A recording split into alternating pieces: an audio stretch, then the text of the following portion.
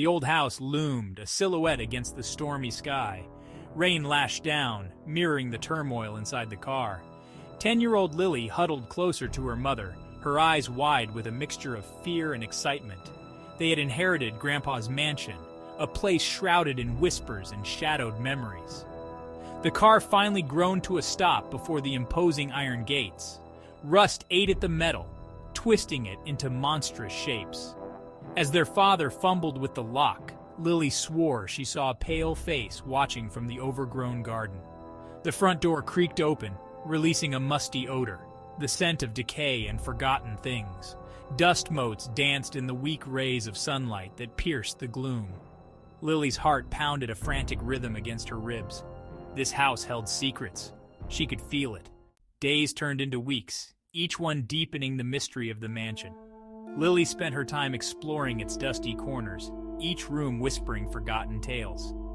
She discovered a hidden room behind a bookcase, its walls lined with strange symbols. A chill ran down her spine. What had her grandfather been involved in? One evening, while exploring the attic, Lily stumbled upon an old gramophone. As she wound it up, a scratchy voice filled the air. It was her grandfather, his voice filled with urgency. He spoke of a hidden presence, of something dark and powerful. That night, Lily heard whispers in the dead of night.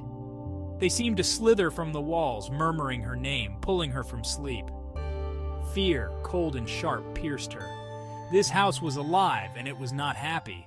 Driven by a mixture of dread and morbid curiosity, Lily returned to the attic. She moved a dusty trunk, revealing a trapdoor hidden beneath. A musty smell wafted from the opening, a mix of damp earth and something else, something sickly sweet. Holding her breath, Lily pushed the trapdoor open. A ladder led down into the darkness. The whispers were louder now, urging her forward.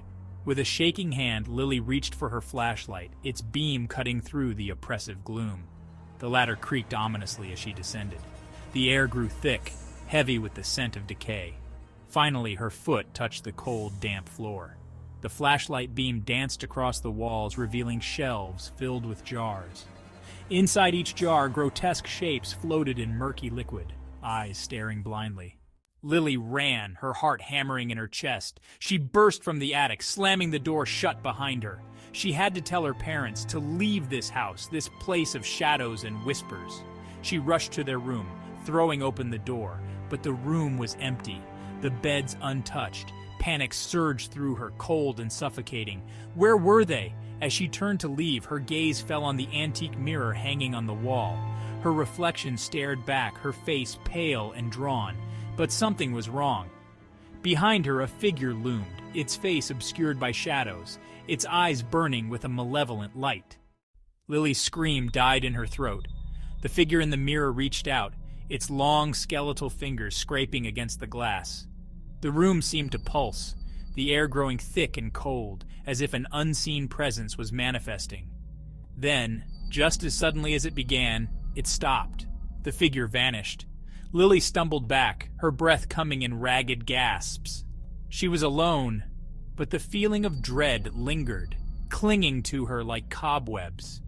A voice, cold and raspy, echoed in the silence.